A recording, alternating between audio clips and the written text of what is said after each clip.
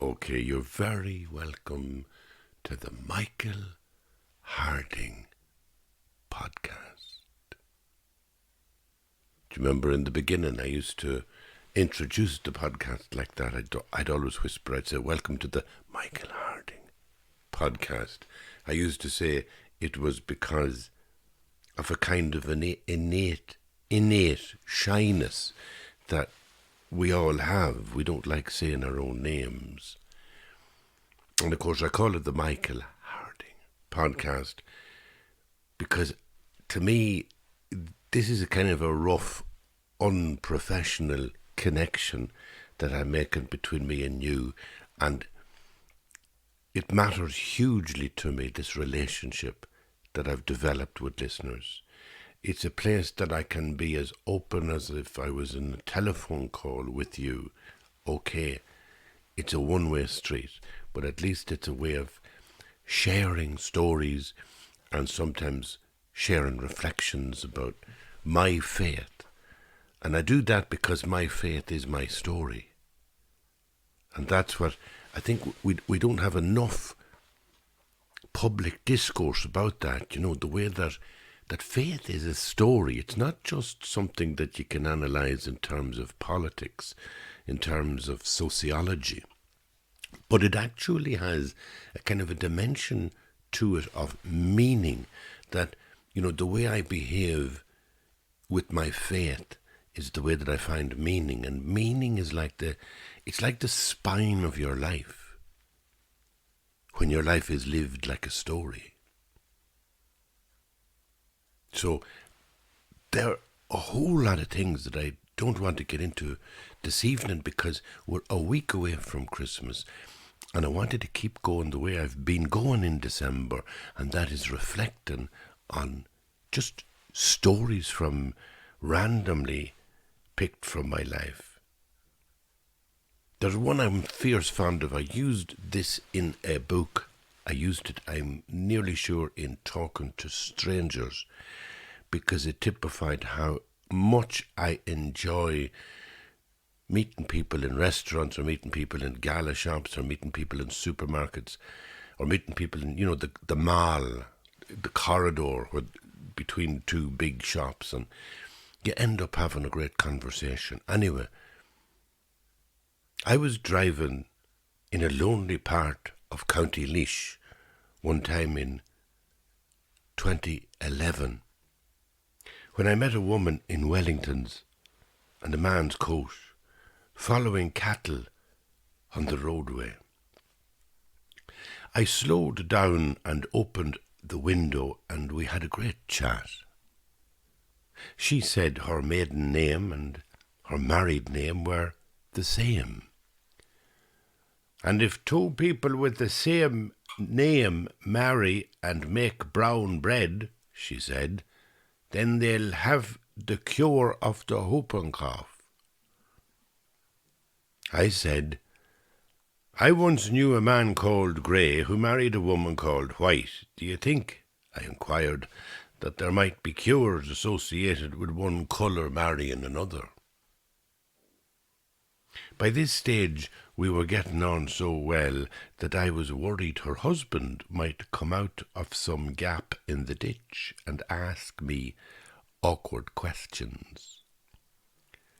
The cattle were dripping dung from their rear ends, but the road was narrow and there was no point in stressing them by driving through. So I cruised along beside the woman and we continued chatting. My husband is in England, she said, as if she was reading my mind. That's why I'm out trying to gather these cattle. I said I was going to visit someone the other side of Stradbally.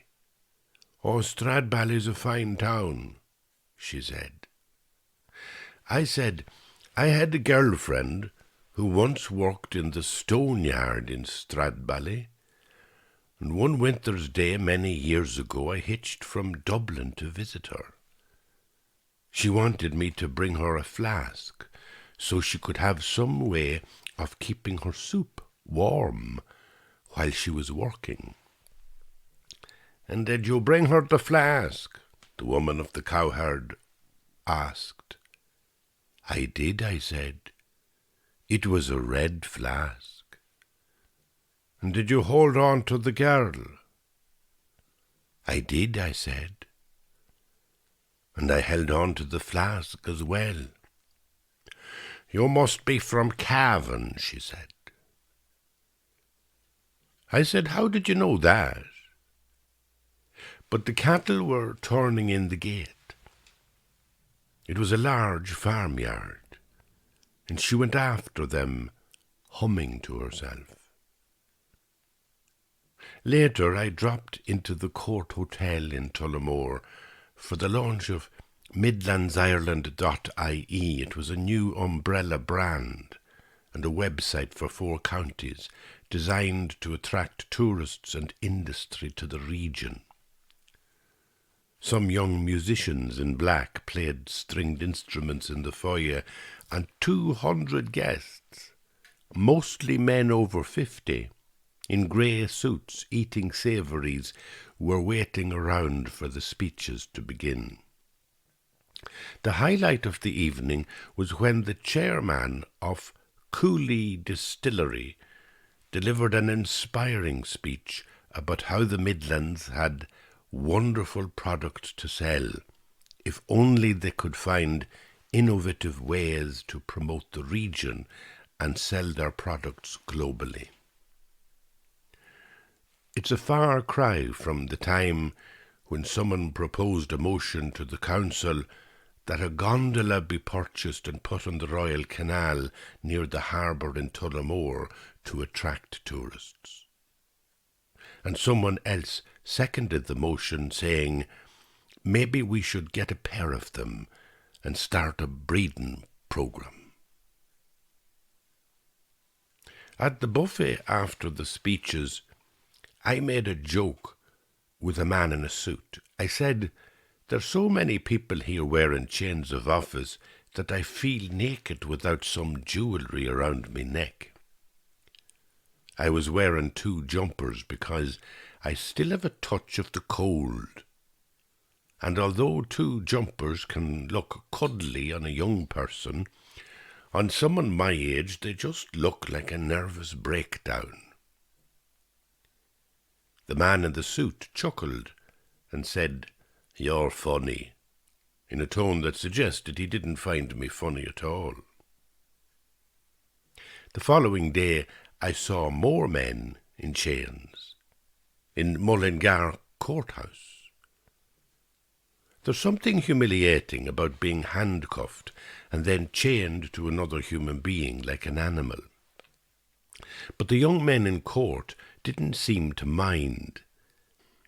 They swaggered in and kept a keen eye out for family members in the public gallery. One prisoner tried to conduct a conversation with his girlfriend, but the guards told them to be quiet. Outside, wives, girlfriends and mates sat around drinking bottled water, smoking cigarettes and eating Magnum ice creams. I heard one woman wail for her son, who was in danger of getting a custodial sentence. "I don't know what to do. If he's sent down, he's not well." I asked her what was wrong with him. "Shingles," she replied.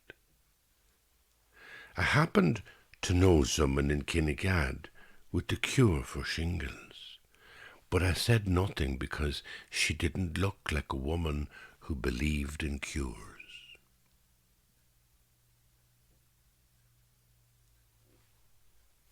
I love that story because I suppose, I have a connection with Laois. I have a connection with Port Laois in particular, and a connection with Stradbally, and talking about going down that road on a wintry day. How many years ago was it? I don't know, but it's well over 30. And it's a lovely memory, and a memory kind of connects you. The detail of a memory. When I read that, I'm back there. There's some part of me is still there. And I suppose that's what they call the imaginal realm, that there's this kind of inner life we have, this sort of secret life, it's below the surface and it's invisible. And one of the ways to get into it is through memory. The memories that you have allow you to connect with what they call the imaginal level of your own being. It's a very, very powerful thing. But I love that one. I'm going to read you another one. This is like from the same year, this is from January of 2011. So it's actually 11 years ago. And I'll read it as if it was in the present moment. I'm so happy. It's January again, and I'm already looking at the bare trees and imagining them green with buds. And I'm noticing a stretch in the evenings and a little extra light in the afternoon sky. I spent last week walking the canal again, watching all those single men in their 50s who walk dogs and stop to look at the water just long enough to avoid eye contact with me as I pass them by. Not that there's anything wrong with me, but men crave solitude, and when they find it, even on a canal bank, they are loath to be drawn out of it by the multitude greeting them and the casual promenader. When I was young, I used to talk to God a lot, which kept loneliness at bay. But that day is long gone, and there's no solitude to compare with the derelict sanctuary of a heart with no hope, an interior of endless tears falling for no reason like the rain in Leitrim. They say that men ought not cry openly, but to me it always seemed quite natural.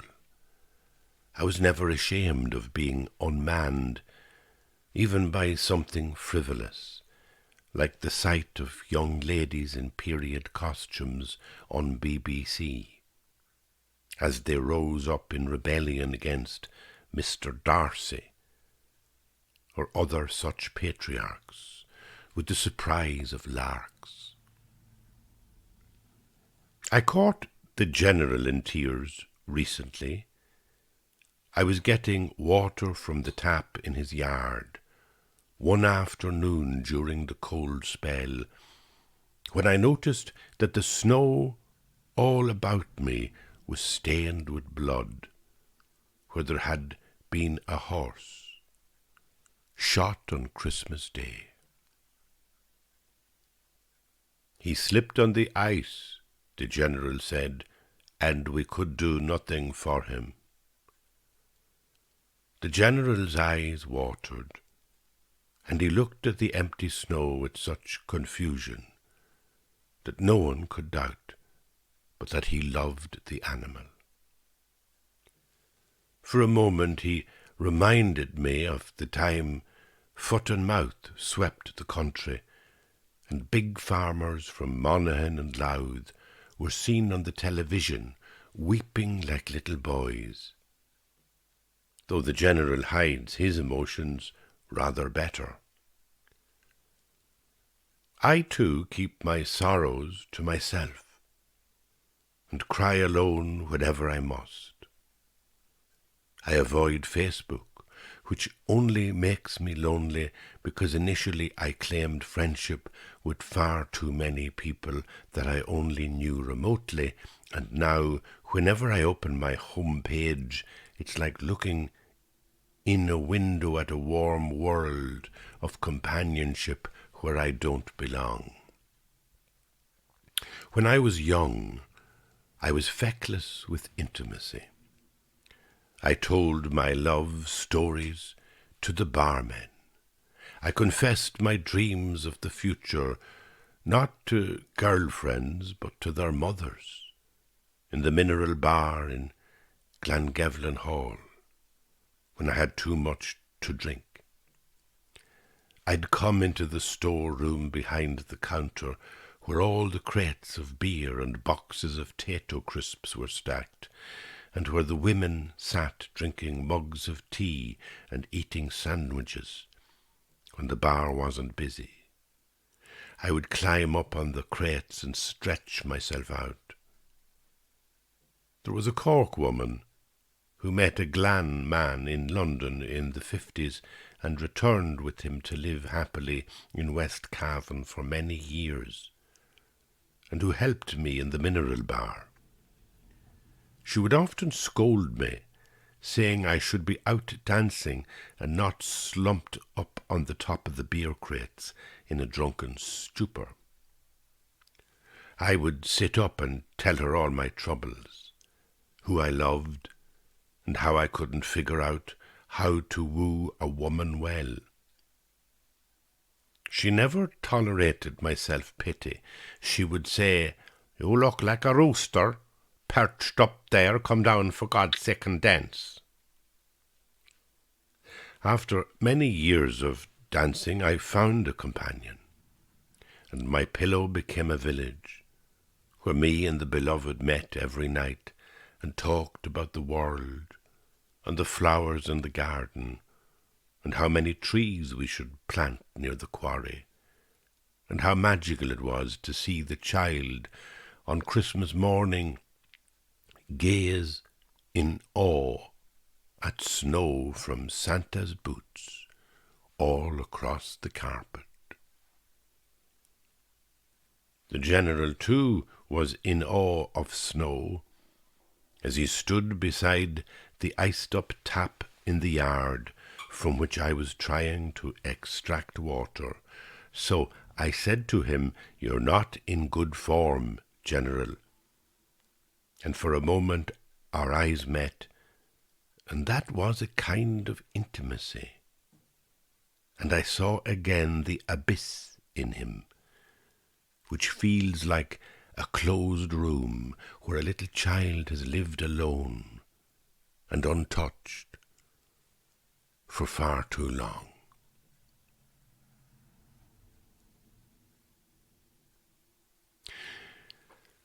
Well, that's the poor old General, you know.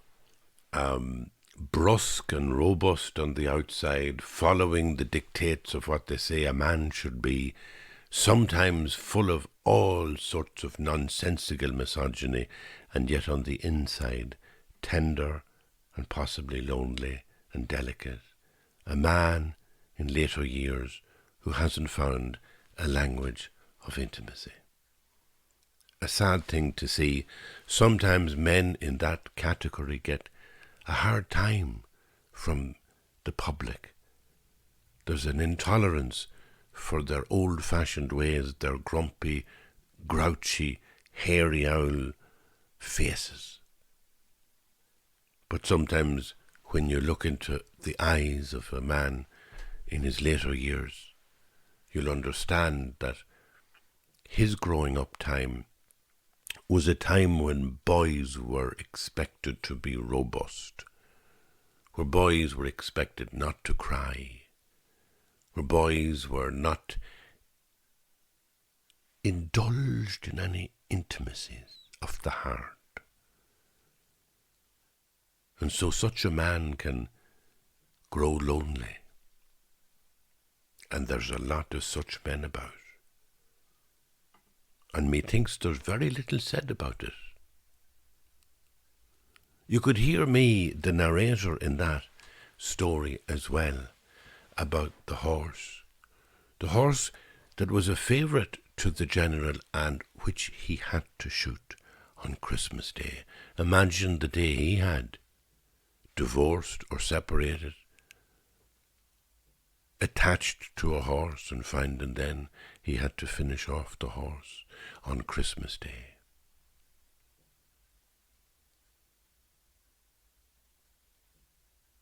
Well, you can hear me in the story too, and there's an interesting line in it which I noticed as I read back on it, where I talk about having no faith, a kind of emptiness in the heart. And it's really interesting when you look back, because in 2011, that's exactly where I was. And it was just after that I first got sick. It was the following summer that I ended up in hospital for what turned out to be a long litany of times in hospital. And it's funny that through the experiences I had in hospital, I kind of recovered a sense of faith. I kind of, I had journeyed through Buddhism. I rediscovered the Christian narrative and the Christian sense of prayer and faith through icons. And that all happened through periods when I was sick, have to say. But then the lovely thing about writing, and the lovely thing about writing memories, is that you're not judging yourself or somebody else when you're writing. And that's a really good way to measure the quality of your writing, and to measure, if you want to kind of write creatively or like creative memoirs, and you want to sort of bring them to a high standard. Well, one of the rules of thumb to use is never write in a way that you're judging other people or yourself. And that means that you don't judge negatively or positively. It can be very boring to read a story from somebody where they're describing a character in a completely negative way, and in a way that the writer is judging the character. So the author is not leaving any space for you, the reader, to do anything. They're already telling you what the judgment is. Of course, that judgment is what really the reader should be doing. And the judgment ought not to be a judgment. The judgment ought to be no judgment, in the sense that, the characters that you present in great literature, from people like Tolstoy or Turgenev or Dostoevsky or Charles Dickens or George Eliot or Virginia Woolf, the characters come to you like real people. That's the real pleasure, I think, of reading creatively, reading books, fiction. That in some sense they're not fiction because the characters are real. They're presenting the human condition at an imaginal level. And that presents itself as real. And there is no judgment. When you meet somebody, judgment gets in the way. If I judged somebody in the village whom I didn't like, and I'm going down the street and they're coming up towards me, I'd probably cross the street to avoid them because I've already judged them. Or if I was forced into the doctor's waiting room and there's some lady sitting beside me that I think negatively about, that I really have judged many, many times in my own mind, and then I'm stuck for half an hour sitting beside her and we start talking, what's the first thing that happens? Well, the first thing that happens is I stop judging her. I get my judgments out of the way, and then I go down the street afterwards and I meet somebody else and I'm talking to them and I say, oh, I was with the doctor this morning, and they say, were you anything interesting there now? Oh, well, I met Mrs. Riley there. Do you know, she's a very nice woman. And I'm saying this like I'm surprised, because I got over my own judgment. And that's the way that stories are so opening for the heart. They open up your heart, because you're engaging with human beings at an imaginal level, and you're kind of just being with them without judgment. And that in itself is a kind of love. that would mean that I'm loving the characters in the book, in the story. And the answer is yes. Yes, you can use imaginal characters and be in love with them as models of human presence. And then you walk out on the street, and another wonderful thing about fiction is that you read the book, and then you go down the street and you meet who is in the book, because you see in real life reflections of the characters that you meet in fiction. That's the power of a great writer. And so the great writer has to make sure that she or he doesn't impose a judgment on the character that will block you, the reader, enjoying the relationship with the character. And mostly that's negative. Like, you read something and the author has been negative or describing the character in very reductive terms, and the book becomes uninteresting. But there's another way it happens as well, and that is where the author is describing the character in overtly positive ways. They're giving them a too positive a judgment. They're turning them into heroes or victims. And I don't always get it right, but I try. I think that's the key.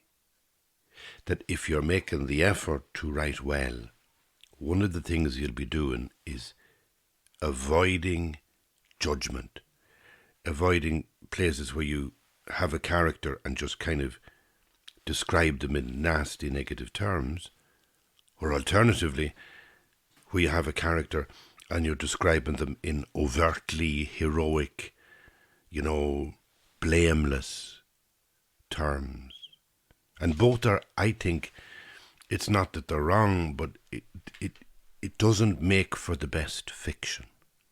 It doesn't make for characters that the readers will love, will feel close to.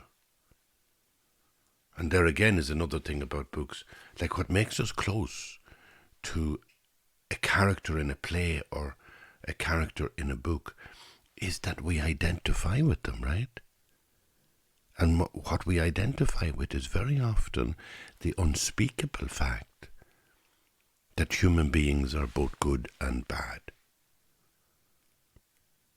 So to present your characters with no judgment, without good or bad, but accurately recounting the story, that's the kind of story that somebody else will read and listen to and enjoy, I think. So don't ask me, I know nothing. And now I'm going to read you another one. And again, this is, I'm loving going back on these because we're talking over 10 years ago. And in that loneliness that was in the author, that was in me writing it about the general, I could hear the sense of a lack of faith. And this is going back even further. This is 12 years ago when I wrote the following. And obviously you'll see it's a memory of my mother. But again, what's extraordinary in it is that it's so close to a time. It's one of the most beautiful, rewarding things about writing is if you have a diary, if you have a journal, if you have a kind of a memoir that you're trying to put together just for yourself. You might just do this for the children. It's a beautiful thing to do. I mean, that sounds a bit little scary, but when you record things, you write little stories in your journal. In years to come, years later, you will get enormous pleasure from reading back on it or sharing it with children who are now grown up and who are adults. I'll read you this one. Do you see that stairs over there? The head chef asked me last week in the foyer of the Metropole Hotel in Cork. I did. That stairs, he said, is where Mr. Vance used to stand in the old days to lecture the new staff. Always make the guest feel at home, he would say, and we did. One guest found a waitress at the foot of his bed one morning with a breakfast tray. "Your usual prunes, sir," she declared, even though the guest's previous visit had been 10 years earlier. "I cooked for them all," the head chef told me. "Walt Disney, Gregory Peck, Vivian Leigh, and most of their tastes were fairly ordinary, though I remember Dawn Adams, a Hollywood actress who wanted milk in her room.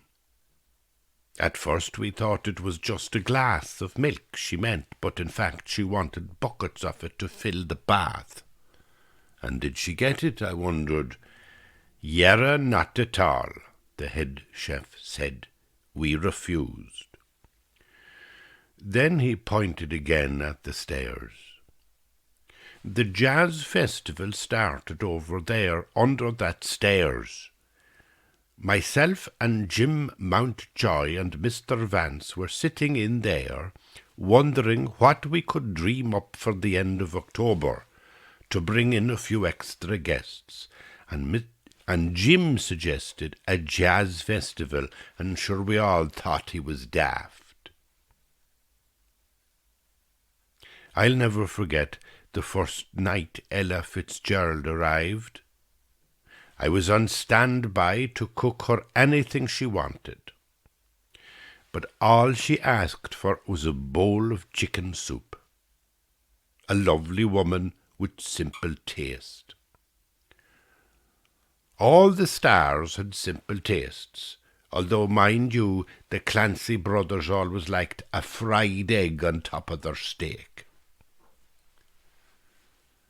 The head chef worked for 48 years at the Metropole, and he never missed a day, except for one time as a boy when he got blown off his feet by gas exploding from an oven. "A big ball of fire came at me and burned my face. I didn't have an eyebrow or eyelash left. And Mr. Vance said I should go home. So I did. But I came back the following morning with dark glasses and no eyebrows." The head chef was wearing a double-breasted white jacket, his chef's hat, and a red neckerchief when I met him. He was working all day, but when he went home for Christmas, he folded his uniform away forever because he had decided to retire. I asked him did he remember a Turkish sweet shop beside the hotel called the Haji Bey. It was run by an Armenian who fled Turkey at the turn of the 20th century and ended up in Cork selling sweets.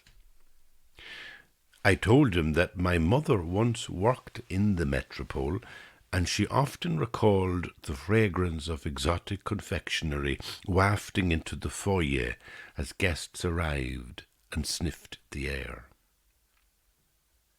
My mother arrived to me for Christmas without her Padre Pio prayers, so I had to download them from the internet.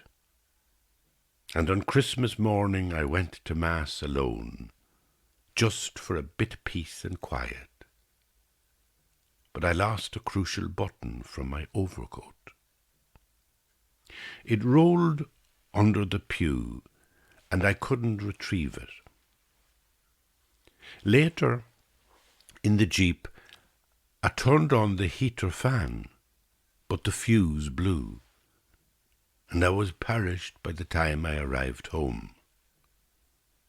And I got a head cold from the stress of cooking a duck and a lump of spiced beef for 8 people on Christmas afternoon.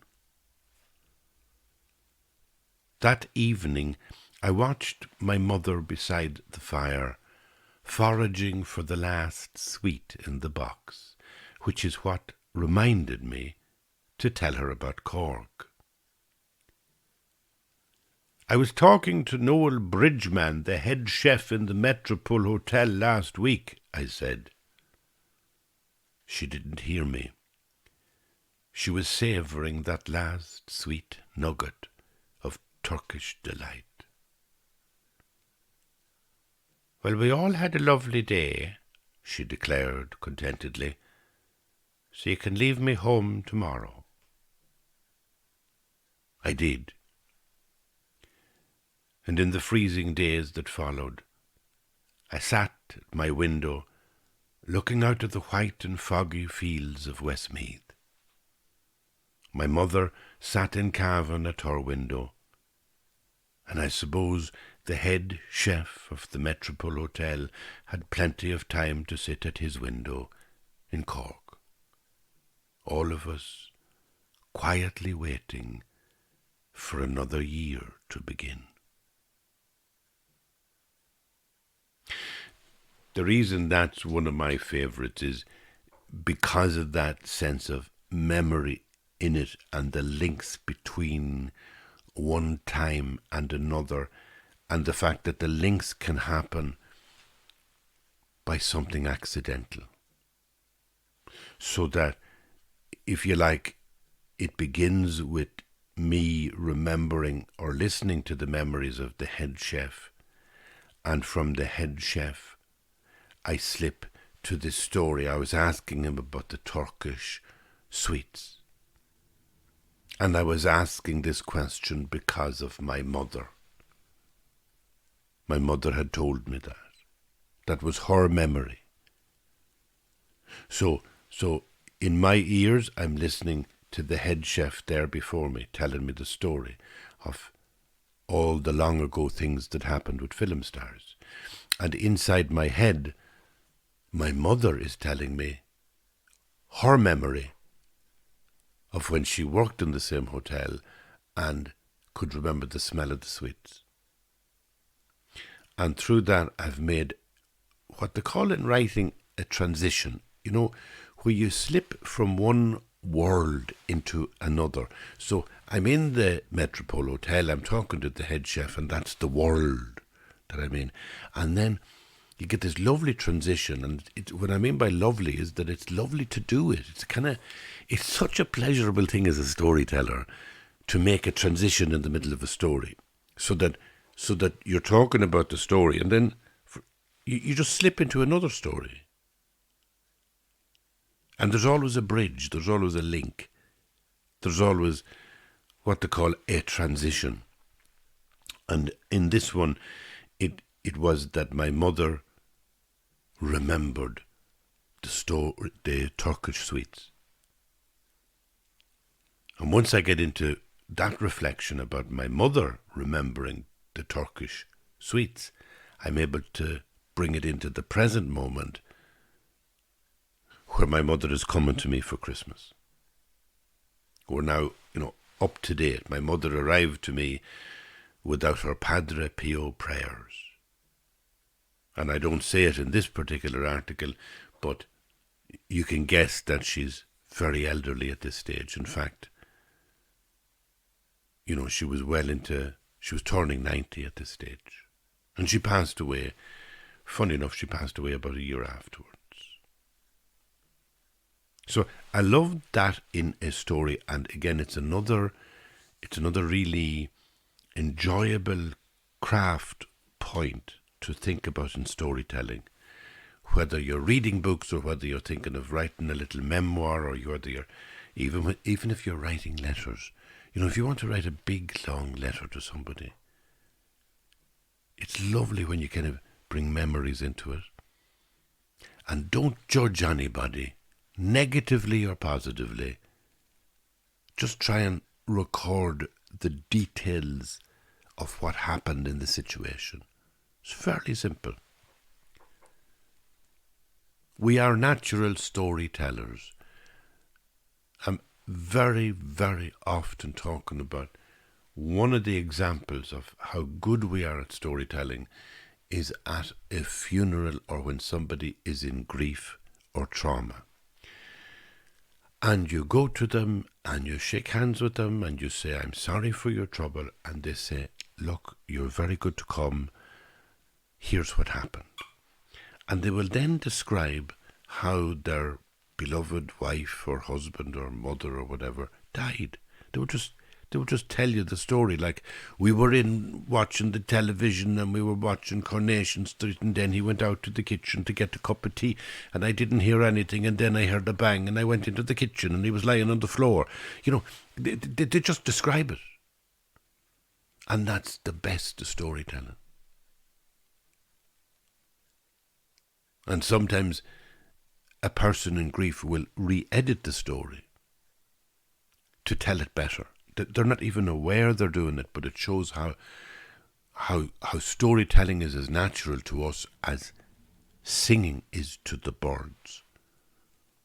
And just the way that the birds make a riff, a musical riff, and then they'll repeat it, and then sometimes they will vary the riff. And if you're listening, you can hear the riff, and then you can hear the variations that the bird is making. Well, it's the same with somebody in grief when they're telling a story. It becomes really natural to them, and they're telling the story, and then you hear it again 20 minutes later, and she's saying, and he went into the kitchen, and I went in after him, I heard the bang, I went in after him, and he was lying there, and he was still wearing the runner shoes that he put on that morning he bought them in the shop. She's starting to describe things in more detail. And that's the kind of... And then here's another point. It's a lovely example of where you'd have a transition, because she might, be grieving and say she went into the kitchen and found that he was dead. And then she says she found him dead and he was still wearing the runners that he had bought last week to go running. Well, the transition there is going to be like when John went running first. He had a friend and they went off on this marathon. See what I mean? You can go into a transition. You can pick up some image in the story and then move to a story about that image.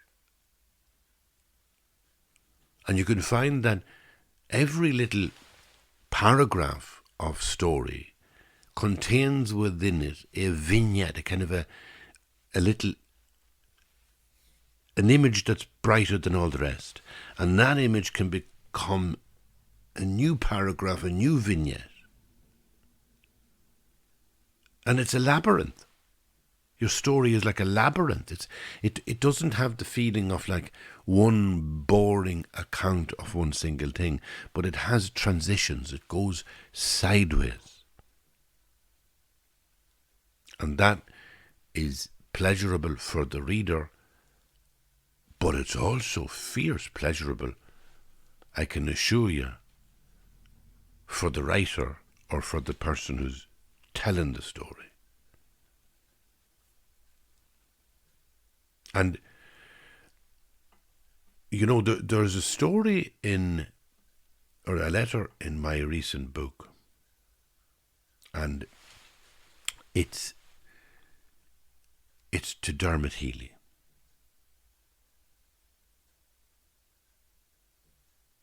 He was a wonderful writer. And he hugely influenced me. And I'll read you a little memory about Dermot. And this would have been from July in about 2014, so it's about 8 years ago. And I'll finish off with this. And can I say that we're a week away from Christmas? And I hope everything is going well. I hope you're not lonely like the general was lonely. And I hope you're not lacking faith and melancholic in the way that I was 12 years ago. I hope that in your heart you have a deep faith that you are loved and cared for, that the universe has in the ground of its whole existence an imaginal form of light that is beyond anything that we can comprehend, but that you can trust it is holding you and will hold you and will cherish you forever. So I hope that's in your heart. And I hope that in your eyes, when you look at other people, that you feel intimacy, that you feel that there are people close to you that you can be intimate with, that you can share at a deep and personal level your sadness as well as your joy. I wish that for you for Christmas, that you feel well and blessed on the inside, and well and joyful and intimate on the outside. And if you're bored at any point with the television, treat yourself to a notebook and start writing little stories, memories, or just a diary. Maybe begin a diary for the new year, and make sure that you have a diary with one good big full page for every day, so that you don't have to write on every page. But when you do have an important day of stories in your life, that you'll have the big page to do it on. That's what I wish for you for Christmas. And I feel so grateful for all your company. This is a wonderful journey for me, I have to tell you, to share stories, share story craft, and share faith with a community, with a group of people, and you're the one. You, I don't know your name, and yet I feel you're the one who's present with me when I'm here doing these podcasts. And thank you for being here. So let's close with a memory of a wonderful and amazing writer. I tell a story sometimes that I heard from Dermot Healy. He went into an old bachelor one day. "Do you not be lonely sometimes?" Dermot wondered, to which the man replied, "No, sure I know I'm always here." It's a story with a universal truth, that in our sitting and solitude, we are conscious of something beyond the narrow scope of the ego. A bigger mind inhabits us and observes our ego's passions rise and fall like the swell of the ocean. It's the wisdom of Zen, but also to be found in the exuberance of Irish poets, from the minimalist luminosity of the 12th century bards to the glory days of the South Ulster poets like Cathal Buí, McGilligunna, Art McCooey, and many others, and right down to Patrick Kavanagh, who still carried the flickering lantern of those ancient muses in his poetry, and which lighted the way for Dermot Healy too. Dermot was afflicted with an unruly mind that could never quite attend to the mundane because of the sacred anarchy beneath the surface of everything, which drew him in and allowed him to write such viscerally beautiful poetry and prose. I remember going into a little cafe in Cavan where he lived when I was 14 to meet the 20-year-old who even then was acknowledged as a great poet. I was terrified. His mother said he wasn't out of bed, so I waited in the empty restaurant as sun broke in through the amber glass of a high window. He arrived with a big smile. It felt like being hugged when he looked at me. One day he came to my mother's house to bring me out to dinner with some very important people.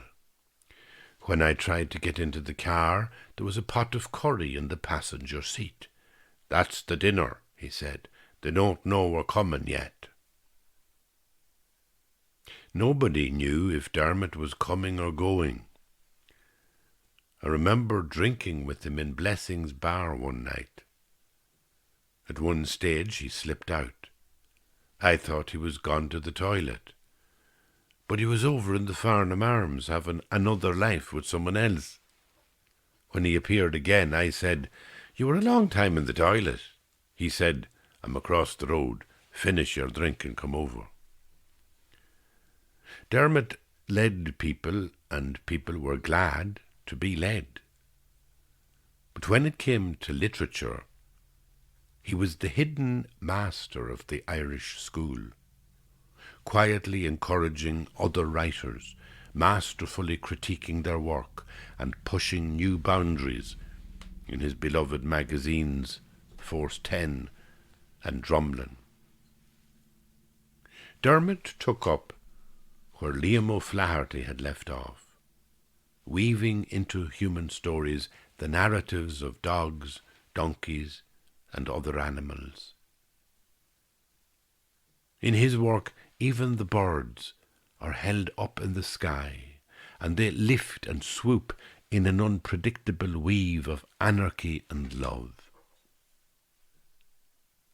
Love was the root of his books, and in his most famous work, A Goat's Song, he excelled himself in revealing the Irish male as the dreamer, the broken thing that a man becomes when the women have gone away.